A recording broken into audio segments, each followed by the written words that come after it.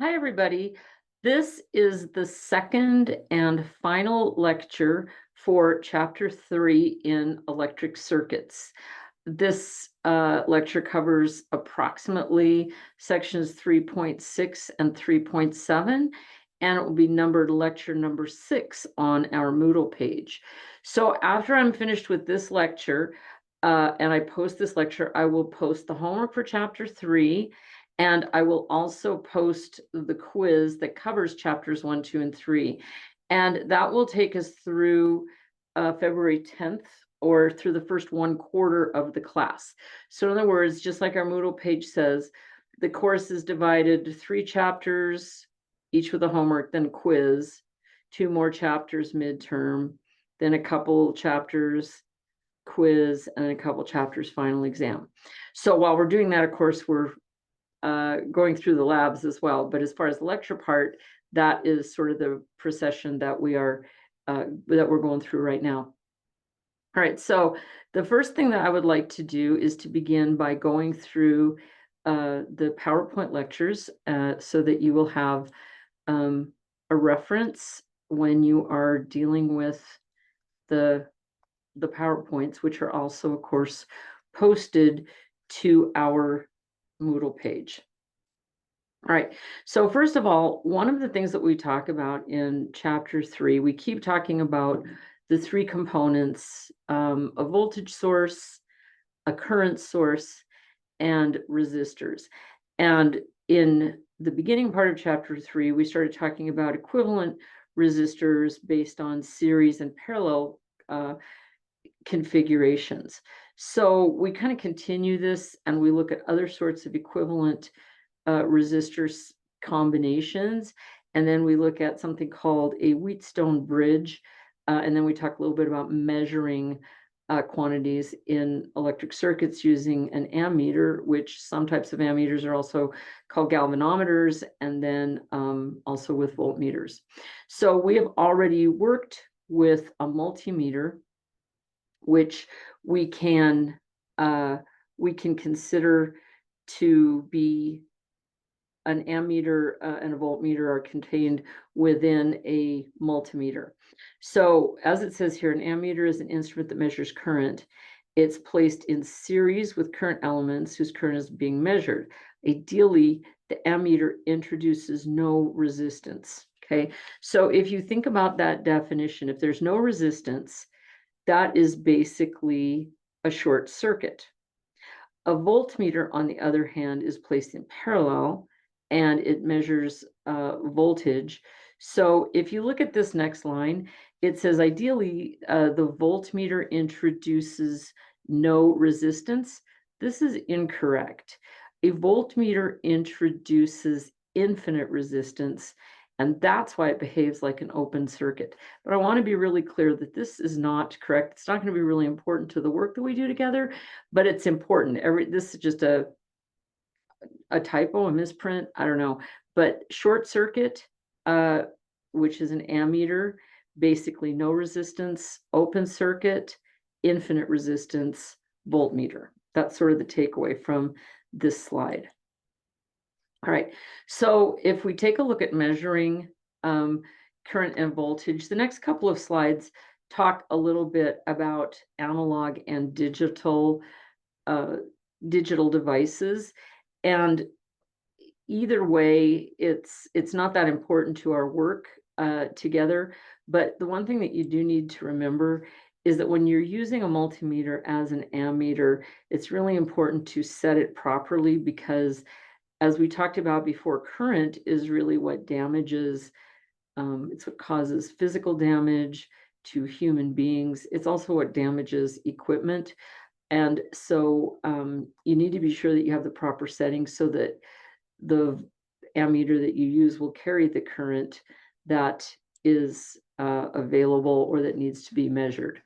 So we could keep on going back to Ohm's law, V equals IR. And when you are using, especially analog, but when you're using measuring equipment, we still go back to that. Okay, so here we have a problem when the coil current is 1 microamp, so 1 times 10 to the minus third amps, its voltage is 50 microvolts. Okay, so it says, what is the voltage across the resistor? Well, it's going to be the voltage that's supplied, right? It's going to be 50 microvolts. Here's another problem when we measure this. We can just talk a little bit about how this turns out, but measuring current and voltage continued, if we want to find RA, if we want to find a resistance that is added to a circuit, we can use Ohm's law, and we can do a problem, and we come up with this value of basically 5 repetent 5 ohms. Okay, and so then it says if this is basically an analog meter, movement is rated 50 microvolts and 1 microamp. What is the resistance? Okay, well, basically, once again, use Ohm's law. V is equal to IR. 50 divided by 1, both in micros, is going to be an ohm. Okay, so this is all just kind of going back to that basic idea. All right, to find the effective resistance of the ammeter, combine these into this, and we talked about we would have to put this in parallel in order to make this measurement. And so we do the equation. Once again, we keep RA is in parallel with the meter, right?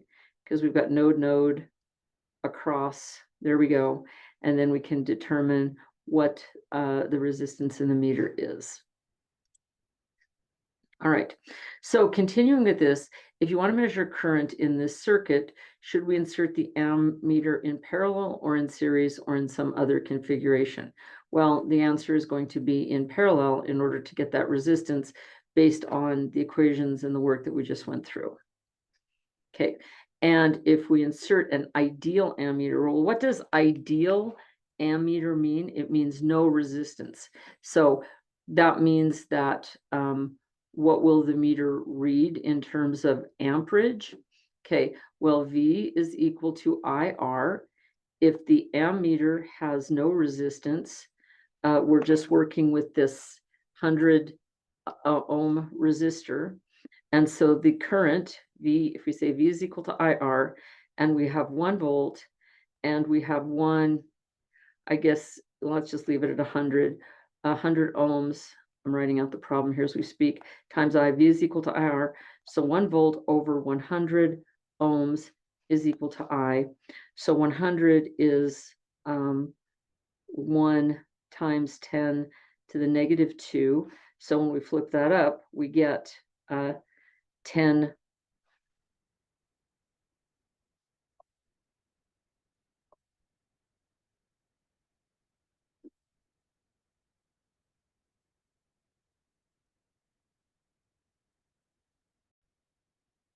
Okay, so I just wanted to make sure I had the math worked out properly, so I paused the video for just a moment. But basically, we start out with V is equal to IR. I is equal to voltage over resistance. So that means that on this slide, it's going to be equal to 1 volt divided by 100 ohms.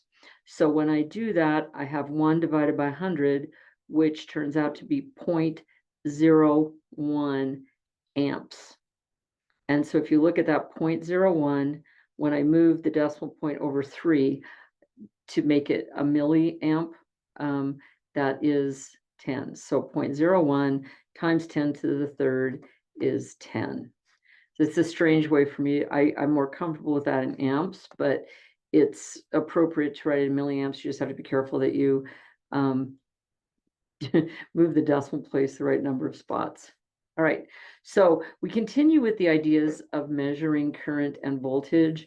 And so when we measure, we look at this, we have an ammeter.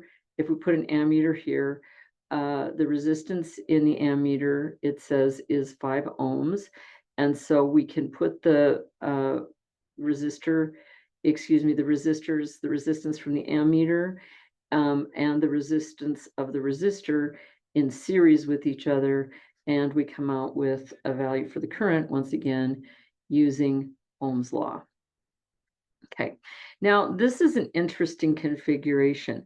One of the things that we talk about in the second half of chapter 3 is equivalent circuits.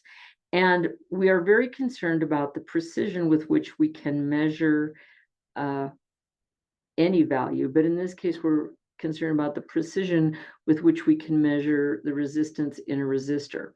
And this particular configuration is where we have a voltage source, and then we have 4 resistors, which I'll describe in just a moment, and an ammeter or a galvanometer in between is called a Wheatstone bridge. And the purpose of the Wheatstone bridge, you'll see the math in the textbook, you'll see the math on the slides, but basically R3 has a variable resistance, and that's referred to as a potentiometer. So you can tune R3. And when you're looking for the value of R sub X, you're looking for the resistance of the resistor in this position. What you want to do is to tune R3 until the current going through the galvanometer is 0. And at that point, we can very precisely determine the resistance in this unknown resistor. So what are some of the reasons that you might want to use a Wheatstone bridge? Well, the overwhelming reason in the lab is because you want to find that resistance value with precision. In real life, you may be looking for something, a short circuit or an open circuit, a short circuit in your house, or you may be looking for where a lot of current is being drawn. And by using a Wheatstone bridge configuration, you can find that with a pretty accurate, with a high level of precision. Okay, so the next couple of slides just go through how this works. And basically what we do is we look at some equations, Kirchhoff's current law, Kirchhoff's voltage law in the upper web or the upper mesh and the lower mesh, okay? And then we come up with the equation that the equivalent resistance, R sub X, is equal to R2 over 1, R1 times R3 when the Wheatstone bridge is balanced. In other words, when the current flowing through the galvanometer is equal to 0. Saying that the Wheatstone bridge is balanced and saying that the current flowing through this center connection is 0 are exactly the same thing. So in other words, this equation, R sub X equals this ratio, only occurs when the current is 0. So you change R3, R1 and R2 are known, and R3 is tuned until the 0 voltage, or excuse me, the 0 amperage condition occurs, at which point the Wheatstone bridge is balanced, at which point we have a very precise calculation for R sub X. Okay, so here's just an example. The bridge circuit here is balanced when R3 is 150 ohms. So what is the value of R sub X? Okay, so once again, I'm writing down the numbers. So let's go back. Let's go back and take a look at this. If we want to keep in equivalent positions, we have R1 is in the, and you can reorient this. It doesn't have to be oriented this way, but I'm just orienting it the same way as this problem. R1 is in the upper left. R2 is in the upper right. And so if we go to the problem, we see that our R1 value is 100 ohms and our R2 value is 1,000 ohms. And then we're told that R3 is 150 ohms at the time that the Wheatstone bridge is balanced. So we can use the equation R sub X, which is what we're looking for. What is that value? Is equal to R2 over R1 times R3, which in this particular case, R2 is 1,000 ohms, R1 is 100 ohms, and R3 is 150 ohms. So we have a value of 1,000 divided by 100, which is 10, multiplied by 150, which is 1,500 ohms. So this is the correct value.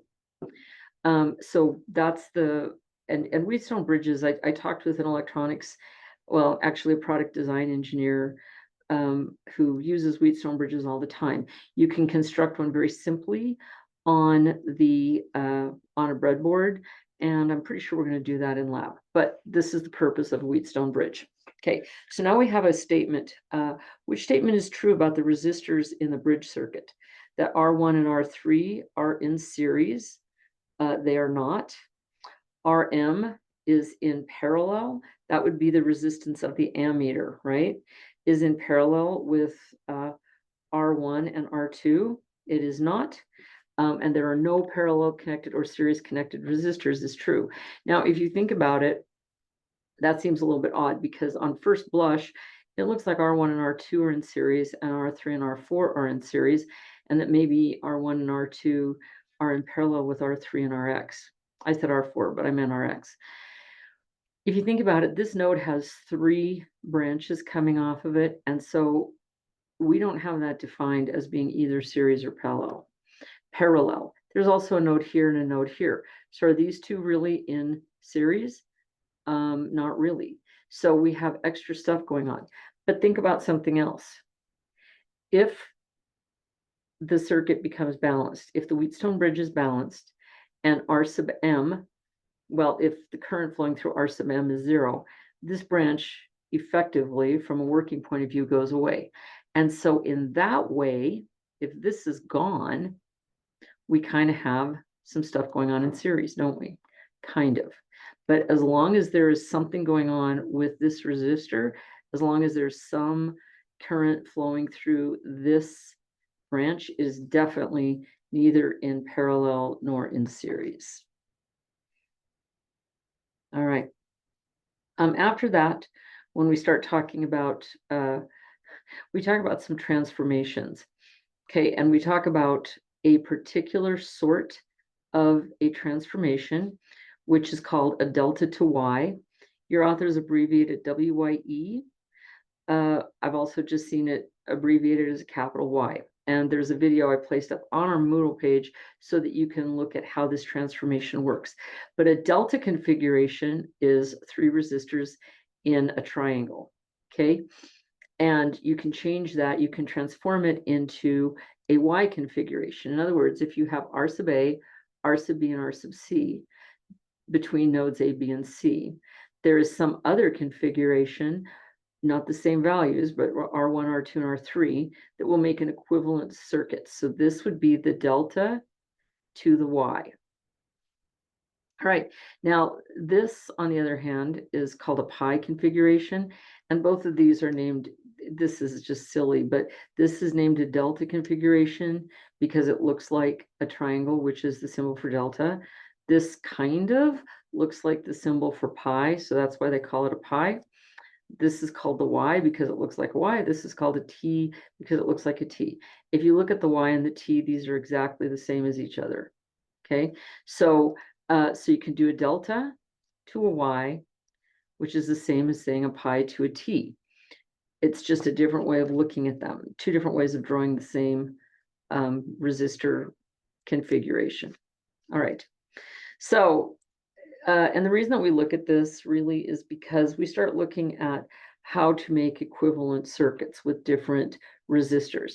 And as you know, when resistors are in series, they add together arithmetically. When they're in parallel, they add together harmonically, or the reciprocals. And so if you're adding in series, the equivalent resistor becomes larger. If you're adding in parallel, the equivalent resistor becomes smaller, in fact, than the smallest resistor in the particular circuit.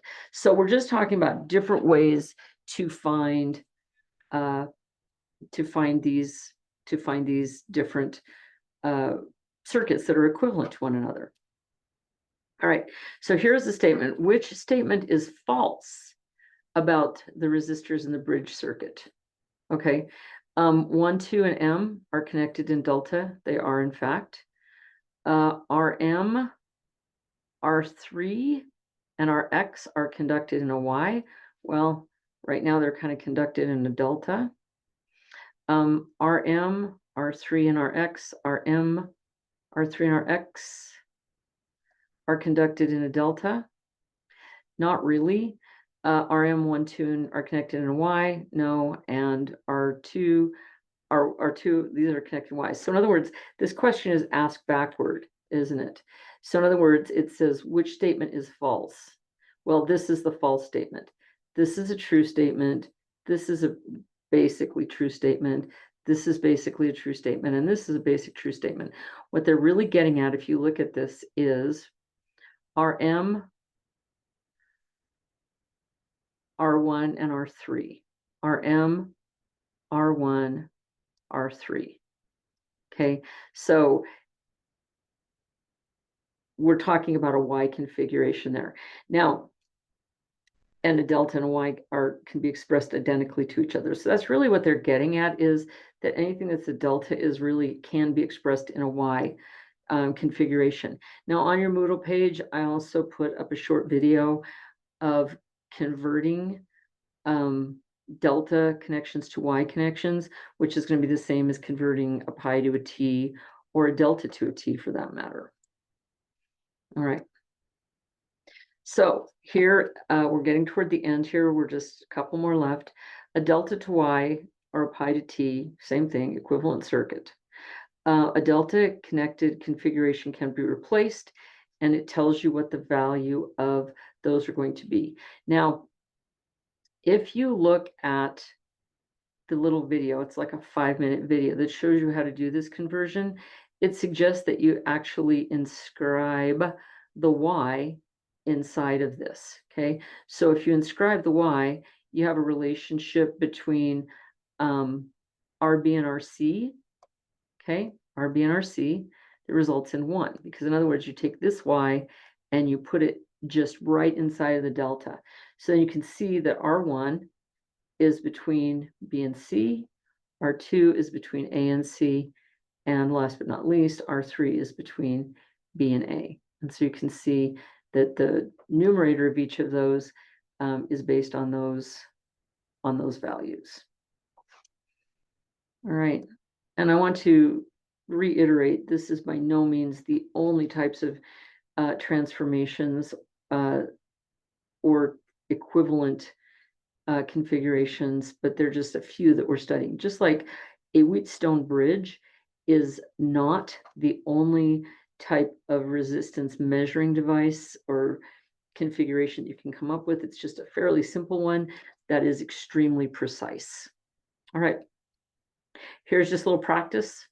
You take this upper delta, 125, 125, 25. So here we go on the outside, 100, 125, 25. And then you find the equivalent Y. So R1 is between these two, R3 is between these two, R2 is between these two. So you use these equations and you come up with 3 resistors, R1, R2, R3, that in a Y configuration are equivalent to these 3 in the delta configuration.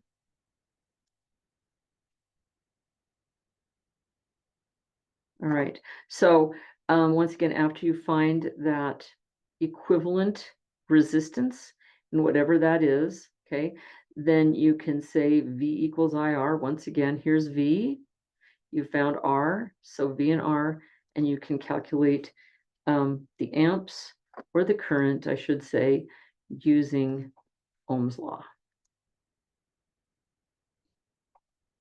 Okay, everyone. Well, that is it for chapter 3. So in very short order, I will have the quiz and homework posted, and then we will be good for another couple of weeks as far as the material that's up on your Moodle page.